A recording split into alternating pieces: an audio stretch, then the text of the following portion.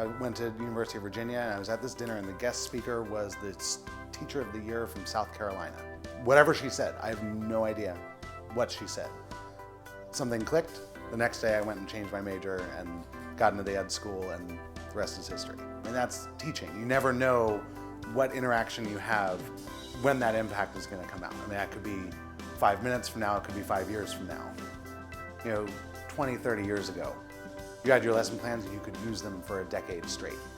We change everything every year now. There's very little that just is packaged and, okay, I'm going to use that. That's a good thing. You don't get stale teaching that way. We just launched a Bring Your Own Technology initiative at our school.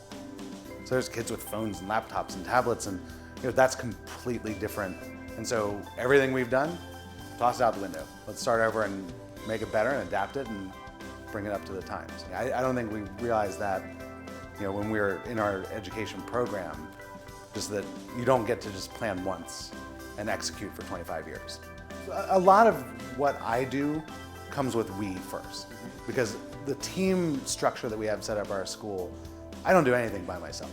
Loudon really shifted towards having these collaborative teams 4 years ago. We've been experimenting with flipped classroom this year, that the kids go home, watch the videos that are the instructional content at home, come in, and then we can do the activities. Moving into more authentic, meaningful assessments that, when the kids get done with a multiple choice test, they're just like, all right, I'm done, grade it, be done. We've really shifted towards making assessments that kids are proud of. They get to the end of it and be like, check out what I did. Assessments have become more of a celebration than a penalty. I've spent my whole career in middle school. Kids are fascinating. I mean, they are just figuring themselves out and changing every day, seeing them be proud of what they've done and what they've accomplished. And that's why we do it. Loudon in particular is really going some exciting places. The Bring Your Own Technology, 21st Century Learning projects, they should be able to reach out. They should be tweeting out to people and emailing and making websites and creating 21st century products. So I'm just excited to see where we go with that and how that transforms our schools. Kids having a device in their hands. There's, in history class, there's no more trivia. So it's going to be on us to come up with the ungoogleable questions, and that's where the real thinking comes in. This kid emailed me, and I remembered him as just very shy and quiet.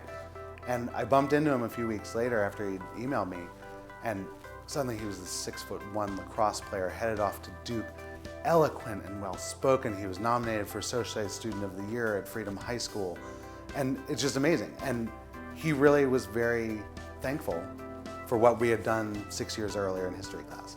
And I had no way of knowing that. Going into education, you never know how much of a difference you're going to make.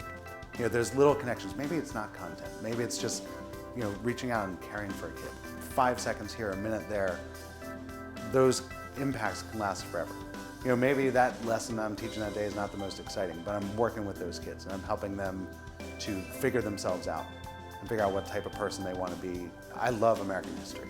I mean, that's my passion. It's what I do in my spare time. I stay up late watching History Channel stuff. I believe strongly that we need to make sure that kids understand our history, particularly in Loudon County. Not everyone's from here. And not just exposing them to that, but forcing them to think critically about it.